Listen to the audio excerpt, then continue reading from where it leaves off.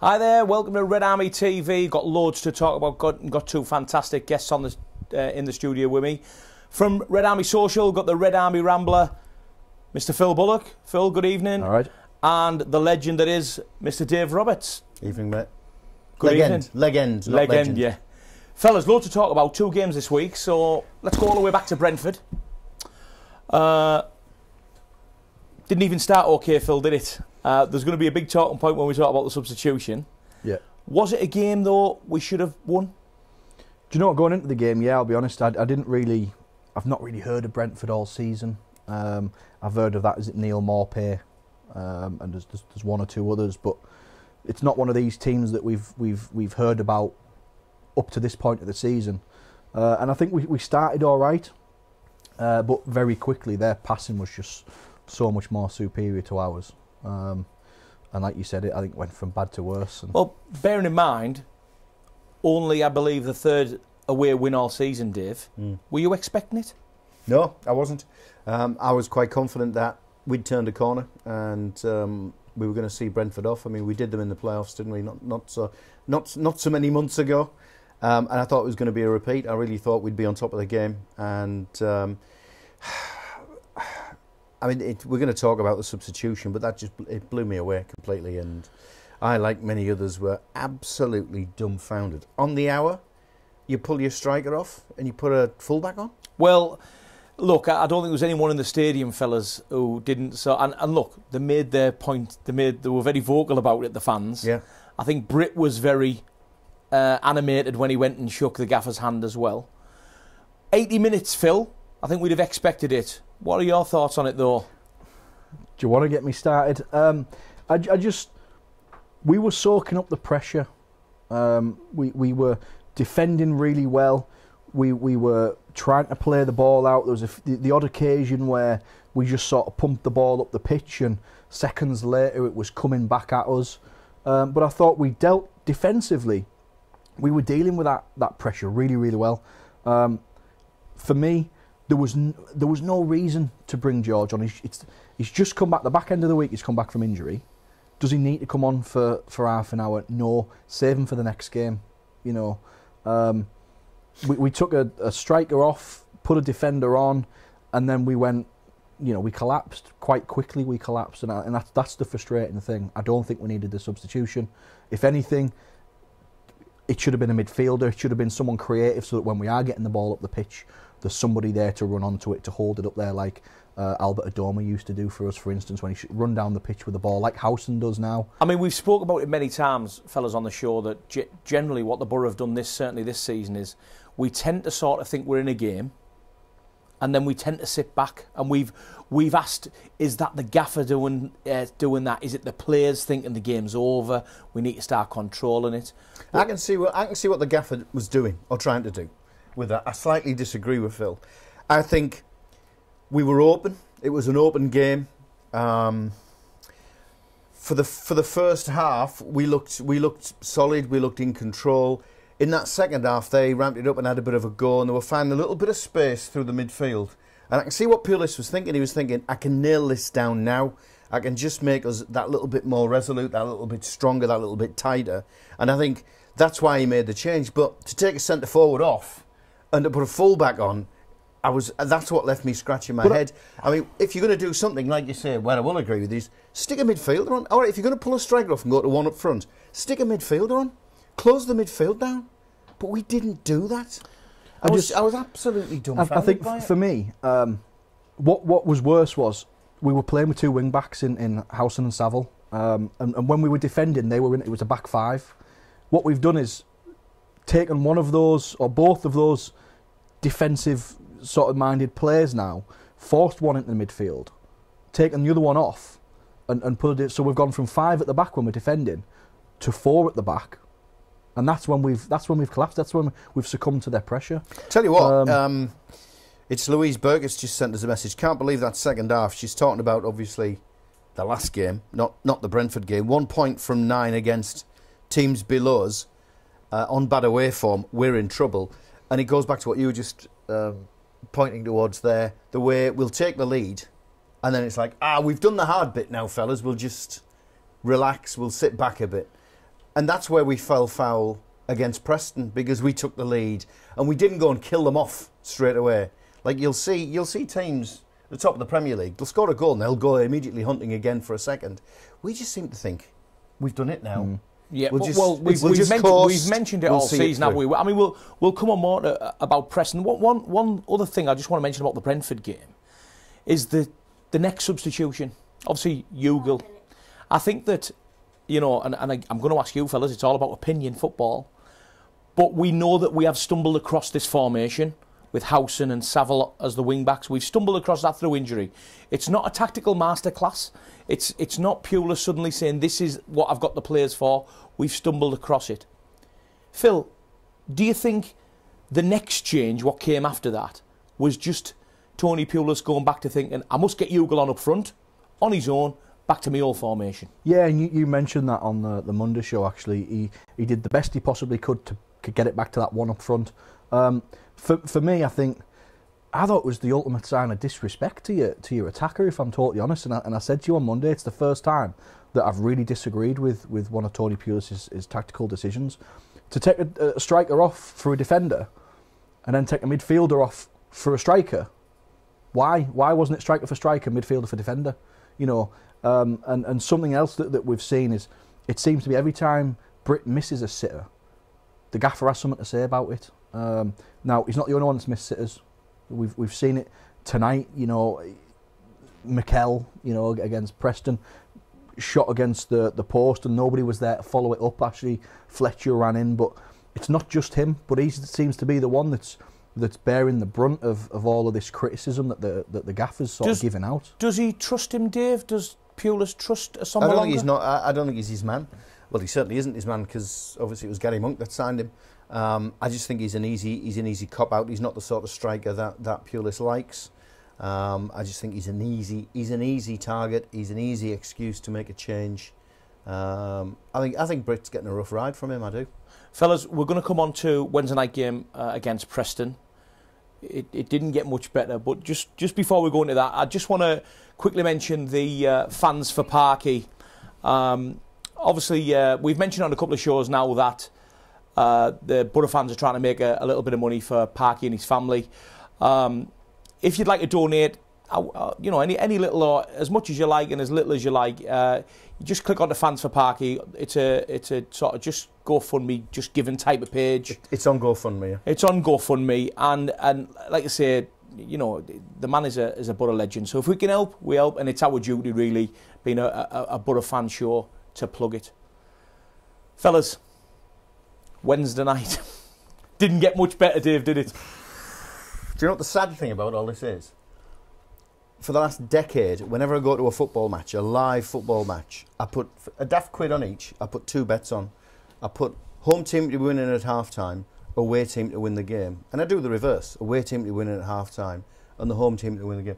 I've taken 100 quid in the last 2 games, but it's the 100 quid I don't want to take, because it's Boro winning at half-time and then lose the game at the end. And that was a sickener. Preston. I think you're the only one who's walked away Wednesday night, Dave, with half a smile on his face. There wasn't even half a smile on my face. But do you know what it was? The Boro tweeted that Tony Pulis has never lost a game against Preston, and they put that out half an hour before we played. So you look at that, and the same happened last season against Norwich. Thanks to the great Boro press guys. Monk had never won a game. Had never lost a game on a Tuesday night or something daft like that. Was it against Norwich or something? It was against Norwich, and they turned us over at home. So when I saw that, I just thought, hey, you know, my customary bet could come in here, and it did, but you what? Terrible decision by the referee, and I'm a ref. Well, you're a ref. Well, yeah, I was just going to say, change the game. We've got 2 qualified referees sat on the sofa tonight, so there's no better people to talk about it. Look, let's go right from the start, fellas. We were all sat there, we all watched it. In my opinion, like I've said it 1,000 times, it's all about opinion. I thought the Boro, we were the best team in the first half. Horrible cliche, Dave. It was a game of 2 halves, wasn't it? It's the best 15 minutes, best first 15 minutes we've had all season, because we were bright, we were creative, and we had them under the cosh straight away. And then we sat back. Yeah, it's a story of our season. Phil, I was sat with you up in the north, what is it, in the northwest corner. First time I've ever sat in there. Great place to sit in the stadium. From our point of view, it didn't look... Initially, it looked like it was a harsh challenge by Ayala, didn't it? We know that the refs got it wrong looking at the replays. What was your initial thoughts? Do you know what? There was a few. It was, is he gone last man? You know, the referees, he thought that Ayala's wiped out, or is the last man. And but I suppose that the issue is where the referee is and where his position is at the end of the day. Yep. Well, fellas, we'll chat more after the break. Join us in a couple of minutes for this short break, and we're going to speak more Boro.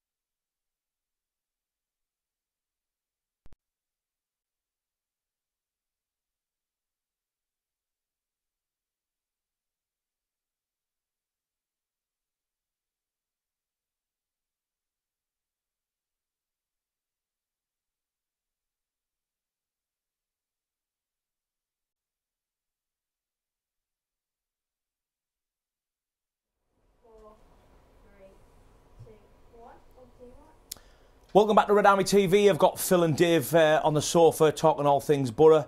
Fellas, let's start where we left off. Preston, Wednesday night, doom and gloom.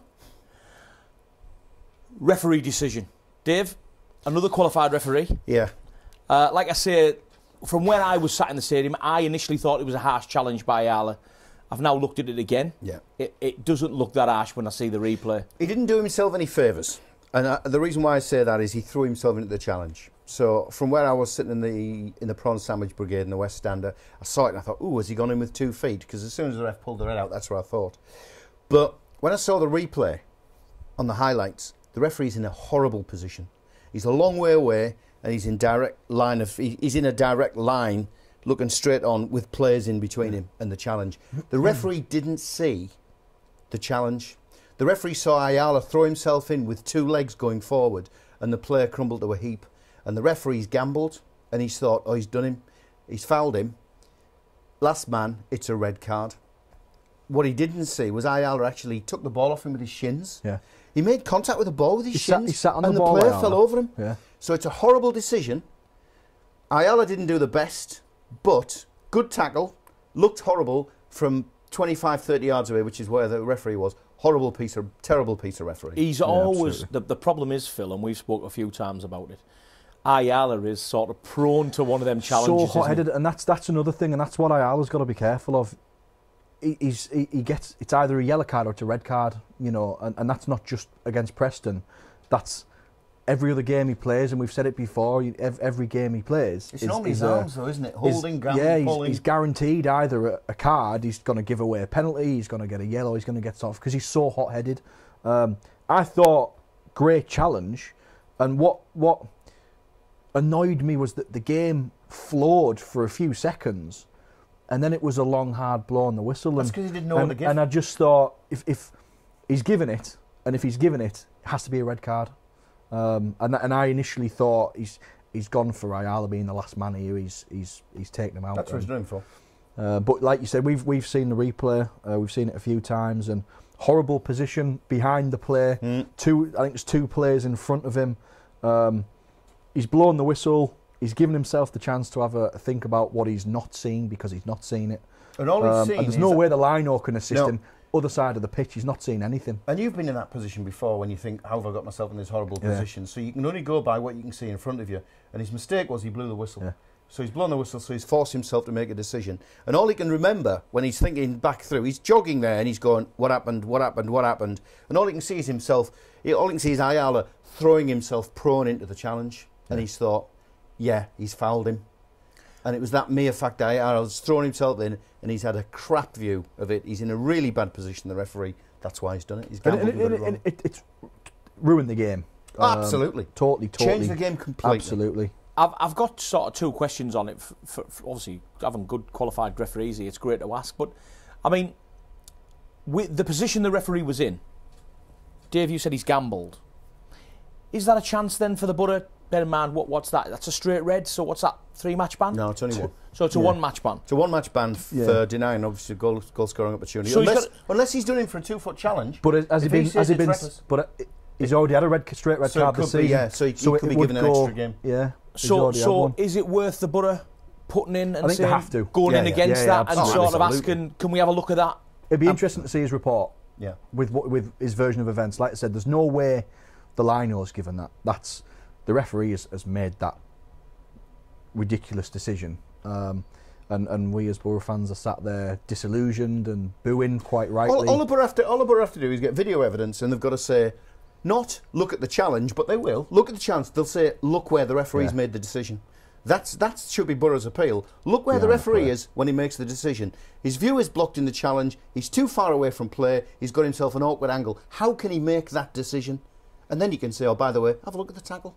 Because, he's thrown himself in, but it's not reckless, which would be a yellow card, free kick, and denying obvious goal-scoring opportunity. And it certainly isn't. It certainly isn't serious foul play, which is he's gone in there with 2 feet and could have endangered. He's actually when he comes out the tackle, he's sat on top of the ball. It just looks. It clumsy, rolls out from it? under his bum. Yeah, it did look clumsy. Yeah. I mean, and my second point for you fellas is Ayala a liability? Dave? I love him. I had money on him to score the first. I always do. I always put a daft bet on, and I had Ayala doubled up with 3-1, which would have been nice, 145 quid. He's a liability in the penalty area with his arms. He's grabbing and holding and pushing and shoving and tugging people down. He's been penalised this season, but will concede many more penalties, or we'll lose attacking opportunities in the other penalty area with his arms.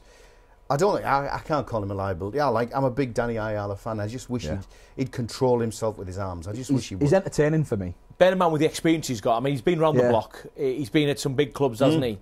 You wouldn't expect him to be as rash as he is at this time of his career, would you? You wouldn't, especially with this running that we've got now to the end of the season. You want every player available. He's probably going to get a bit of a bollocking off the manager for putting himself in that position. Has he taken one for the team? Yeah. But I look at Ayala and I just think, he's entertaining. I look at him as he's playing his game and you see the arms all over and I laugh at it, and I'm glad that we've got him in our team. If we were playing against him, I'd be a fan calling for all sorts, every opportunity. It's just annoying that, once again, it's a refereeing decision that's ruined the game. And that's couple of points on YouTube here. Ed Sheeran, Ayala's always reckless. Lumberjack Bear, Ayala's reckless at times, yes. But in his defence, if the ref can't see it 100%, he should only give a yellow. He can't. He can't give anything if he's not seen it. If he gives a free kick, it's got to be red in that situation. That's what denying an obvious goal-scoring opportunity is all about. So he either blows his whistle, gives a free kick. It's got to be red because he's last man, or he doesn't blow his whistle at all. Yeah. But I don't agree with him always being reckless. Another good point here, Ed Sheeran. God help us at Villa. They're flying. Well, we'll have a chat very shortly with obviously the next coming game up. The one positive to talk about, fellas, is Ashley Fletcher again on the score sheet. Phil, now, we've spoke many times about Ashley Fletcher, and reading a lot of blogs and a lot of social media, he quite possibly, if players had come in, not have even been at the club now, he'd have been on loan. Is he the man to stay up front, Phil? I think he has to be if you're going to 3-3. He's the player on form. He's getting in positions that, we've as fans probably been frustrated with Hugill and Britt not being in. A shot goes in and he's there to follow it up. His goal against Brentford. He's pulled himself wide there for the goal against Preston. Pulled himself wide. Besic again has played that ball through, and he's managed to. He's dinked it over, and it's taken a deflection. But he's getting himself into these goal scoring opportunities where the more he does it, the more I'm thinking it's guaranteed goal. He's going to score here. Picking scraps up like Bernie Slavin used to do. Absolutely, and that's all we want. We want a striker as Boro fans that's going to have a go. How many times against Preston were we passing the ball around in the box? Not one player wanted to shoot. We don't go up that way. We've got to shoot. And at the minute, for me, Ashley Fletcher is the player on form. He's the guy that's getting the goals. He has to be first on that team sheet, and he shouldn't be getting pulled off 60, 70 minutes into the game like Preston. He should be left to see the game out. My last point on the Preston game before we have a quick look ahead to Villa. He got slated, Tony Pulis, in the press for the Brentford game, and in my opinion, quite rightly so. I think it was too early to make that type of substitution. Dave, tonight, did we have a go? We had a go in the first 15 minutes. You can't account for that refereeing decision. There's nothing you can do to prepare yourself in a game or to anticipate a decision like that. But what I would say, and I agree with Lee Fields, which is we can't kill teams off, same against Brentford. We could have taken Preston apart tonight. We were 1-0 up. If we'd have kept our foot on their throat and we'd have gone 2-0 up very quickly, that was game, set and match, irrespective of losing Ayala. And that's our problem. Get a goal, go for a second and try and kill a team off. It's not a surprise, is it? No. It's not. Tony Pulis has gone on all season about we're not clinical enough. And again, is another example of our team not being clinical enough in front of goal. End of. Looking at the substitutions, bear in mind one was in force. Obviously, he brings the young fella on, Dale Fry, for obviously the sending off. But then brings Hugo on and Tavernier. In my eyes, he went for it. A fan's going to have a go at him for that. I think you need to have a go at home. No fan can have a go at him. He got the tactics wrong against Brentford, and the fans let him know. Tonight, got to play down. We're at home. We're losing 2-1. Go for it. If we'd have got beat 3-1, 4-1, nobody could have complained because we've gone for it. And I think that's all fans want Credit to him tonight. Yeah. Absolutely, yeah. No one knocking tonight. I'm on that same bandwagon. I think he's gone for it tonight, even with a man down. He stood his ground and thought, I'm going to have a go here. And it was good to see the sideline animated. Woodgate was animated. Fleming was animated. Passion, it's nice to see. It's nice to see. Yeah. Fellas, we're nearly out of time. Obviously, we're going to Villa next game. It's going to be tough. They've had a good win midweek on Wednesday night. Prediction, Phil? 2-0 Boro. 2-0 Boro. Always love it. Dave? I fear going to Villa. The only saving grace is we're performing better away from home than at home at the moment and getting the better rub of the green. Look at West Brom and the chances we were gifted. So I'm going to say we'll take a point back. 0-0. Fellas, I'll always sit on the fence and go for 4-0 Boro win. Join us next week on Red Army TV when we'll be speaking more Boro. Good night.